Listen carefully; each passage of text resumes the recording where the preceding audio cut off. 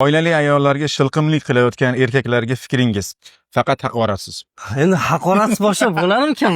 Bunaqa erkaklar hamma qatlamda bor. Usta, birovni uyda ishlayapti. Uyda bekasiga qarashlik uning uchun mutlaq mumkin emas. Hurmatli taksistlar, agar sizga chiqqan mijoz ayol kishi bo'lsa, shu ayolni savolga tutishligingiz, men buni qo'rqmay aytaman va bu gapim uchun javob beraman, sizga harom. Olayotgan pulingizni halollab ol. Gapirmang. Ayniqsa Yandexdan urganlar. Bo'ldi, indamay keting. Manziliga olib boring, to'xtang. O'zi tushib qoladi. Taksistlarni ham hammasi emas, ustalarni ham hammasi. Janjalga aralashib, haligi yarashtirishga harakat qilganlarimizni aytayapman. Afsuski bunaqa holat juda ham ko'payib ketdi. Ayniqsa taksistlar. Ayniqsa taksida, to'g'rimi? Bir qo'shnim ayoli taksi chaqirgan. Maktabga borib bolalarni olib qaytib kelishgan. 50 yaqinlashgan taksist keldi deyapti. Farzandlardan nechta? Eringiz nima ish qiladi? Gaplashib ketaylik. Shu darajaga borganki, eringiz o'zi yaxshimi, sog'lommi? Erkak bilan ayolni faqat o'zlariga tegishli bo'lgan to'shak mavzularni ham aytavergan. Ayol majbur bo'lgan eriga telefon qilishga.